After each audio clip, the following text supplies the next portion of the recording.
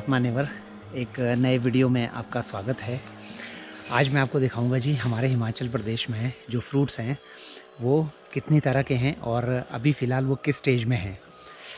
अप्रैल से लेके यहाँ पे जो फ्रूट्स हैं वो शुरू हो जाते हैं और ये लगभग अक्टूबर नवंबर तक हिमाचल प्रदेश में जो है फ्रूट्स जो है चलते रहते हैं। तो अभी आप में से जिन लोगों ने पिछला वीडियो देखा है आपने देखा होगा कि अभी हम लोगों का चेरी का सीज़न गया। चेरी की जो हार्वेस्टिंग है वो पूरे मई में हमारी चलती रही और क्योंकि अभी जून शुरू हो गया है तो जून में अब कौन से फ्रूट्स हैं वो आज आपको मैं दिखाऊंगा। और उनमें से एक ऐसा फ्रूट है जो बहुत कम लोगों ने, मैंने बहुत सारे लोगों से पूछा है, बहुत कम लोगों ने उसको खाया हुआ है और इवन बहुत सारे लोग उसका नाम तक भी नहीं जानते थे। तो वो फ्रूट भी आज आपको दिखाऊंगा। जैसे मैं आपको पहले भी वीडियोज़ में बता चुका हूँ कि हिमाचल प्रदेश जो है आप कह सकते हैं फलों का राजा है। यहाँ पे बहुत तरह के फ्रूट होते हैं, बहुत तरह के, खास करके स्टोन फ्रूट्स। और हिमाचल प्रदेश सेब और चेरी के लिए माना जाता है। आप मान के चलिए कि 8,000 करोड़ का हम लोग फ्रूट का उत्पादन करते हैं हिमाचल प्रदेश में। और हिमाचल प्रदेश में जो एक बिज़नेस है वो फ्रूट प्रोडक्शन का बिज़नेस है और जिसमें से हम लोग भी उसमें से शामिल हैं। आप मेरे आसपास देख रहे होंगे ये सारे के सारे जो है सेब के यहाँ पे बागीचे हैं।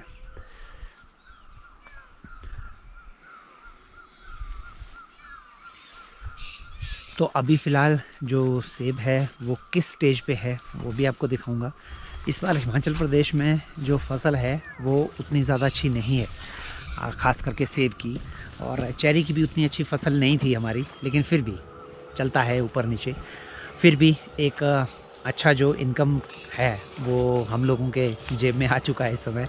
तो अभी और कुछ ऐसे स्टोन फ्रूट्स हैं जो बिल्कुल पक चुके हैं, तैयार हैं मार्केट में जाने के लिए। उनमें से क्या क्या है आइए आज आपको इस वीडियो में वो दिखाता हूँ। और सबसे पहले आपको टूर देता हूँ अपने छोटे से एक फार्म का। अभी फ़िलहाल जो सेब का स्टेटस है जी वो ये है।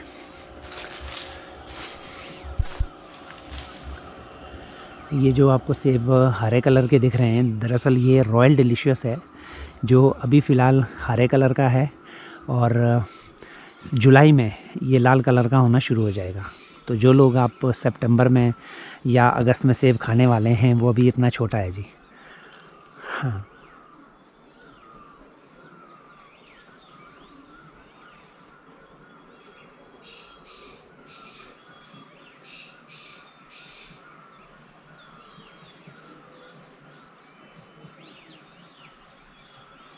और ये वाला जो सेब है जी ये है गोल्डन डिलीशियस।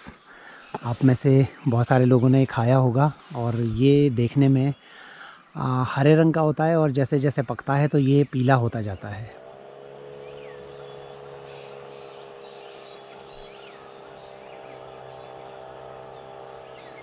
अच्छा, आप लोग ये भी जानना चाहते होंगे कि आखिरकार हिमाचल प्रदेश में सेब आया कैसे?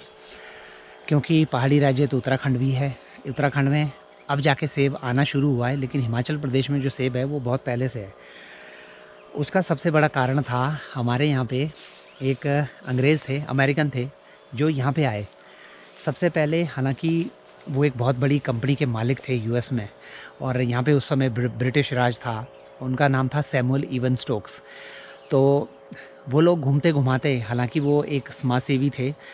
हिमाचल प्रदेश में एक जगह है चाइल, उसके आसपास में कहीं सबसे पहले आए थे और घूमते घुमाते वो हमारे इलाके में, यानी कि नारकंडा के पास में एक जगह है कोटगढ़, यहाँ पे वो आए थे। तो उन्होंने देखा कि यहाँ की जो ज्योग्राफी है और यहाँ का जो टेम्परेचर है और यहाँ आसपास का जो वातावरण है वो सेब के अनुकूल है। तो उन्होंने देखा कि जो लोग हैं उनकी हालत उस समय ठीक नहीं थी। ये बहुत पहले की बात है जब ब्रिटिश टाइम हुआ करता था। आप मान के चलिए लगभग मेरे ख्याल से 150 साल पहले की बात। तो लोगों की आर्थिक स्थिति सही नहीं थी। तो उन्होंने देखा कि यार ये लोग जो है सेब का उत्पादन क्यों नहीं करते, अगर ये करते हैं तो फिर इनकी जो ज़िंदगी है वो बदल जाएगी। तो वो वापस अमेरिका गए। तो कहते हैं अमेरिका से वो प्लांट लेके आए थे सेब के और कोटगढ़ में जाके उन्होंने वो प्लांट किया था। पहले शुरू में गांव के लोगों ने उसका विरोध किया कि यार ये जो अंग्रेज़ है ये हमें फुसला रहा है यार। ये कहता है कि भाई तुम गेहूँ वगैरह ना बीजो और सेब जो है उगाना शुरू करो तो तुम्हारी ज़िंदगी बदल जाएगी। तो क्योंकि लोगों की उस समय जो है दूरदृष्टि उतनी ज़्यादा नहीं थी। तो उन्होंने सबसे पहले एक छोटे से खेत में खुद उत्पादन करना शुरू किया और बाद में वो धीरे-धीरे यहीं पे बस गए। यहीं की एक महिला थी, यहाँ से उन्होंने शादी की और सैमुअल इवन स्टोक्स पूरी तरह से भारतीय बन गए। यहाँ तक कि वो जो ड्रेस पहनते थे वो भी हिमाचल प्रदेश की ड्रेस पहनने लगे और बाद में उन्होंने अपना नाम तक बदल दिया था। सैमुअल इवन स्टोक्स से वो बन गए सत्यानंद स्टोक्स। नारकंडा में उनकी एक मूर्ति लगी हुई है। तो वो चाहते थे कि गाँव के लोग इसका मूल्य समझें। तो उन्होंने क्या किया, उन्होंने एक गाँव के आदमी को पकड़ा और उसको कहा, एक टोकरे में सेब भर के दिए जो उन्होंने तैयार किए थे काफ़ी समय बाद। तो उनको बोला कि तुम जाओ और शिमला में जाके सिर्फ किसी भी सड़क पे जाके बैठ जाना, लेकिन मॉल रोड के आसपास, क्योंकि मॉल रोड पे उस समय जो है अंग्रेज़ घुमा करते थे। और जो भी वो पैसे दें तुम उनको ले लेना, बस मेरे पास आ जाना, बस इतना काम है। तो वो टोकरा भर के लेके गए शिमला। तो कहते हैं वो मॉल रोड के आसपास बैठे तो जो ब्रिटिशर्स थे वो एकदम हैरान रह गए, ताज़े ताज़े सेब ये कहाँ से आ गए इंडिया में। तो कहते हैं उन्होंने हाथ के हाथ, क्योंकि वो भाषा समझते नहीं थे, तो उन्होंने ऐसे करके पूछा होगा कि भाई कितने का है, तो कुछ जवाब दे नहीं पाए, तो उन्होंने अपनी तरफ से उनको पैसे दिए। वो पैसे इतने ज़्यादा थे कि जो वो लेके गए थे उन्होंने उतने पैसे कभी देखे भी नहीं थे। एक टोकरे का उनको जो प्राइस मिला वो बहुत ज़्यादा था। तो जब वो गांव आए तो गांव में उन्होंने पूरे गांव में बात फैला दी कि अरे यार ये बंदा सही कह रहा है भाई, सेब लगाओ। और कहते हैं मैं जैसे ही गया वहाँ पे और अंग्रेज़ उस पर झपट पड़े और उन्होंने मेरे को इतने ज़्यादा पैसे दिए कि मैं हैरान हो गया। मैंने तो कभी इकट्ठे इतने सारे पैसे देखे भी नहीं थे। तो फिर धीरे धीरे लोगों ने उसको अडॉप्ट करना शुरू किया और धीरे धीरे जो कोटगढ़ वैली है ये बन गई जी सेब की पूरी वैली। और जो सैमुअल इवन स्टोक्स थे वो पहले अंग्रेज़ थे जिन्होंने भारत के स्वतंत्रता संग्राम में जो है हिस्सा लिया था। हालांकि वो अमेरिकन थे लेकिन वो ब्रिटिशर्स के अगेंस्ट लड़ते थे। वो दरअसल क्या करते थे, जो जैसे मान लीजिए अंग्रेज़ जो है ज़्यादती करते थे क्योंकि वो खुद पढ़े लिखे थे, तो उसके खिलाफ जो है वो प्रोटेस्ट करते थे। वो लाला लाजपत राय के साथ में उन्होंने स्वतंत्रता संग्राम में हिस्सा लिया था और उसके बाद जाके वो यहीं बसे। तो आज उनकी जो है जो लगभग तीसरी या चौथी पीढ़ी हमारे हिमाचल प्रदेश में रह रहे हैं। तो ये थी जी सेब की हिमाचल प्रदेश के लिए कहानी कि हिमाचल प्रदेश में सेब कैसे आया। हालांकि वो जो खुद थे सैमुअल इवन स्टोक्स, वो उनके जो फादर थे वो बहुत बड़ी एलिवेटर कंपनी के उस समय में मालिक थे यूएस में, लेकिन वो सब कुछ छोड़ छाड़ के भारत आए और यहीं रह गए। और सैमुअल इवन स्टोक्स की देन ये है जी आपके सामने जो मेरे बगीचे में है इस समय।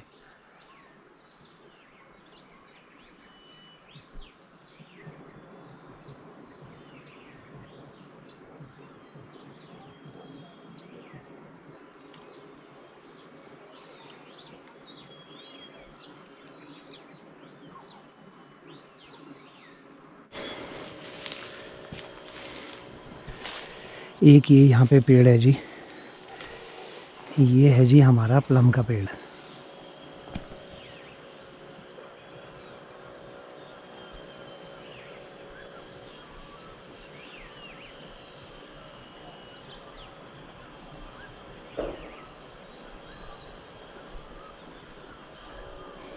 और ये वाला प्लम जो है ये भी जुलाई एंड में जो है पक के तैयार हो जाएगा। अभी आप देख रहे होंगे ये भी हरा ही है, जुलाई एंड में ये भी तैयार हो जाएगा।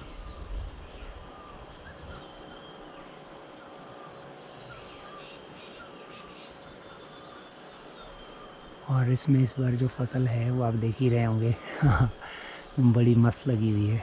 और मेरे पास प्लम के अलावा है जी नाशपाती, और नाशपाती के जो पेड़ हैं वो हमारे पास बहुत ज़्यादा हैं, इनको भी हम लोग सेल करते हैं। और इसके अलावा है एप्रिकॉट, और एप्रिकॉट में कुछ वेराइटीज़ हैं। जैसे मैं आपको पहले भी कह रहा था कि एक वैरायटी अभी आपको दिखाऊंगा और आप मुझे बताइएगा कि आपने वो कभी खाई है या देखी है या नहीं।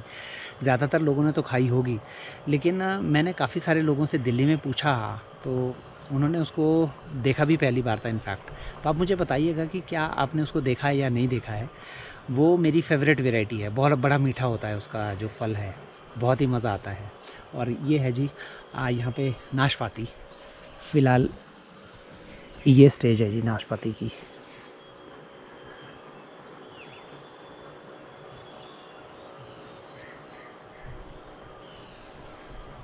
एक चीज़ यहाँ इस पेड़ में मुझे गड़बड़ लगी, वो ये है जी, ये आप देख रहे होंगे ये एक टहनी है पतली सी, और ये टहनी झुक गई है। इसमें काफ़ी ज़्यादा जो है सेब लगे हुए हैं जिस वजह से ये झुक गई है। अब धीरे धीरे क्या होगा, जैसे जैसे सेब बड़े होते जाएंगे तो इस पे लोड आता जाएगा और ये झुकती चली जाएगी, तो इसको मुझे सपोर्ट देना पड़ेगा, या मुझे इनमें से जो सेब हैं ये रिमूव करने पड़ेंगे। तो फ़िलहाल मैं एक काम करता हूँ, फ़िलहाल इसकी सेफ्टी के लिए मैं थोड़े से सेब भी इसमें से निकाल देता हूँ, क्योंकि ये रिमूव करना बहुत ज़रूरी है और ये पहले रिमूव क्यों नहीं हुए, ये थोड़ा सा शायद हमसे चूक हो गई। देखिए अब ये हमारे किसी काम के नहीं है सेब, क्योंकि मुझे इसको बचाना बड़ा ज़रूरी है। और साथ ही साथ में एक मैं इसमें सपोर्ट भी दूंगा, लेकिन वो बाद में होगा, उसके लिए मुझे कुछ इंतज़ाम करना पड़ेगा। और हम ये देखिए ये वाला फल मैं निकाल देता हूँ इसका, ये भी निकाल देता हूँ, थोड़ा सा लोड कम हो जाएगा इस पर, है ना। और यहाँ पे लगे हुए हैं चार में से ये भी निकाल देते हैं, देखिए, ताकि इस पर लोड कम रहे। और बाद में मैं इसको थोड़ा सा सपोर्ट एक्स्ट्रा दूंगा। ये हमें करना बड़ा ज़रूरी होता है। अगर किसी शाखा में जो है एक्स्ट्रा फल लग जाए तो वो तोड़ देगी यहाँ से। ये देखिए एक्चुअल में दरअसल मैं आपको बता देता हूँ, ये पेड़ है रॉयल का, लेकिन इस पे ग्राफ्ट हुआ है ये गोल्डन। ये पॉलिनेशन के लिए हम लोग ग्राफ्ट करते हैं। और जो गोल्डन है, क्योंकि वो सेल्फ पॉलिनाइज़र है, तो इसमें आप देखेंगे इसमें बहुत सारे सेब लगे हुए हैं, तो जिस वजह से ये टूट सकती है और फ्यूचर के लिए जो है हमारा नुकसान हो सकता है। तो इसके लिए इसको अभी से ही इसका थोड़ा सा ध्यान देना ज़रूरी है। देखिए ये देखिए इतने सारे सेब जो बड़े हो गए, आपके काम आ सकते थे मुझे निकालने पड़ गए। अच्छा एक बात आपको बता देता हूँ, वैसे तो मैं बहुत सारे वीडियोस में बता चुका हूँ, जो पहली बार देख रहे हैं उनकी जानकारी के लिए। सेब में भी बहुत सारी वैरायटीज़ होती हैं। मेरे खुद घर पे 12 तरह का सेब पैदा होता है, यानी कि 12 अलग अलग वैरायटीज़ के सेब हम लोग लगाते हैं। और अब तो जो सेब है हम लोग फ़ॉरेन कंट्री से मंगाते हैं।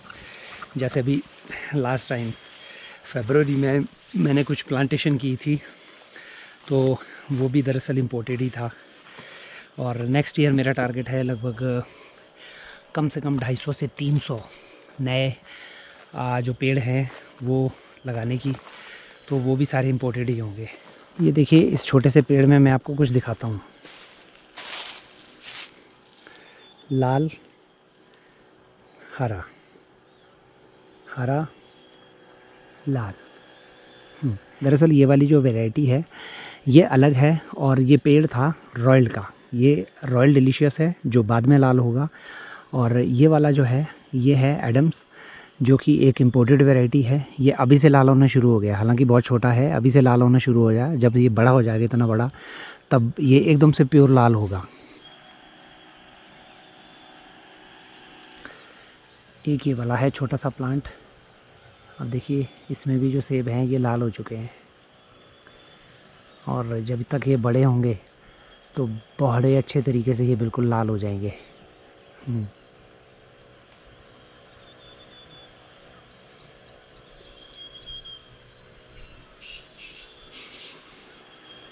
और ये है जी सामने एक घना बहुत बड़ा जंगल हमारे यहाँ पे इन जंगलों में शेर भालू बहुत रहते हैं। देखिए कितना बड़ा जंगल है।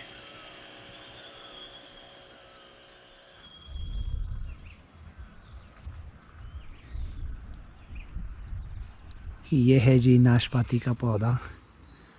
अभी देखिए कितनी बड़ी बड़ी हो गई है नाशपातियाँ, और ये भी अगस्त में ही तैयार होगा। फ़िलहाल अभी जो स्टेटस है वो ये है।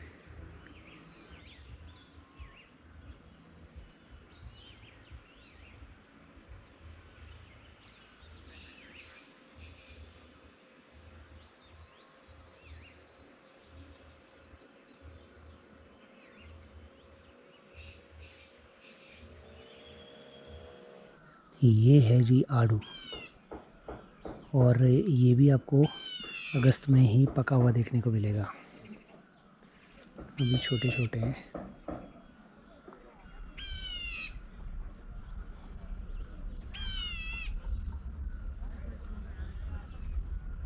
और प्लम की एक ये वाली वैरायटी है, ये उस वैरायटी से एकदम डिफरेंट है।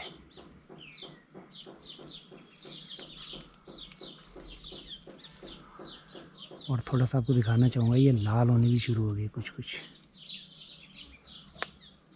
हल्का सा पिंक हुआ है अभी। इस वाली वैरायटी में देखिए वो पहली वाली वैरायटी से कम फसल है।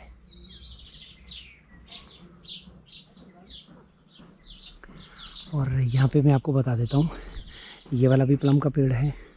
वो जो पेड़ है वो है जो मैं आपको थोड़ी देर में दिखाने वाला हूँ। और एक ये वाला है यहाँ पे, ये भी प्लम का पेड़ है।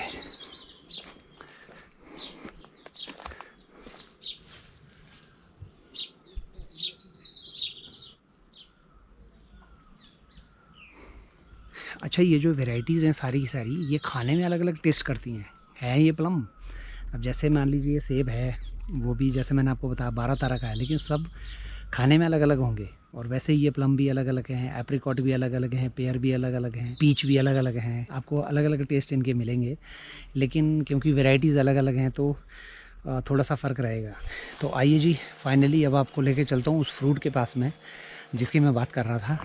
और हम लोग उसको भी बेचते हैं। अभी उसकी जो कीमत है लगभग 2 किलो का डब्बा, अभी मैंने पीछे बेचा वो तो लगभग 250 रुपये उसके मिले।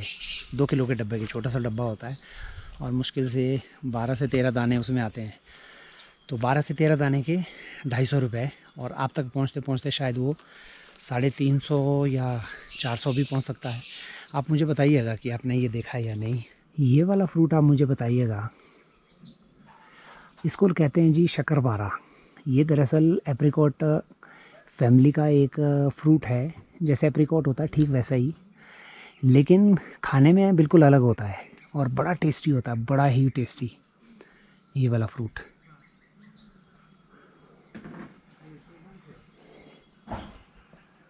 और अभी यहाँ पे ये पक चुके हैं। दरअसल ये फ्रूट देखिए, जब ये पक जाता है तो ये लाल हो जाता है। ये वाला फ्रूट आप मुझे बताइएगा। और लिटरली ये वाला जो फ्रूट है मेरा जो है सबसे फेवरेट फ्रूट ये है।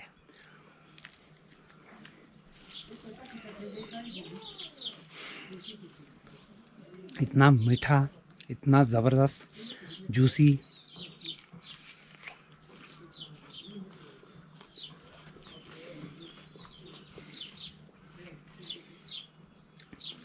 अगर मेरे घर पे ना होता और मुझे 400 रुपये का 2 किलो या 500 रुपये का 2 किलो मिलता तो मैं ख़रीद लेता।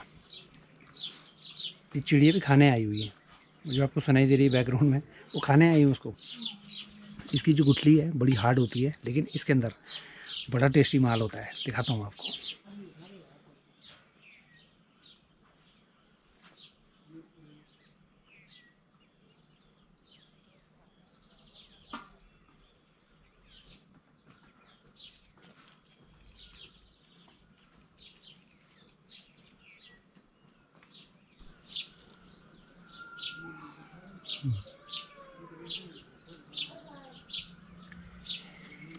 ये चिड़िया ने चट किया है। इधर भी है।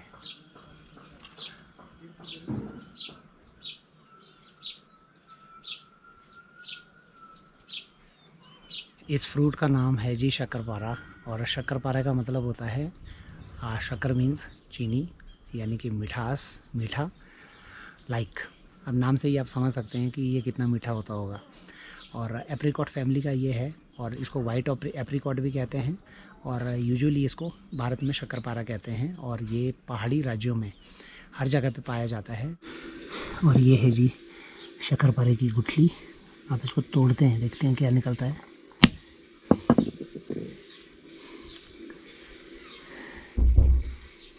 और ये वाली जो चीज़ है बहुत बढ़िया होती है, बहुत टेस्टी।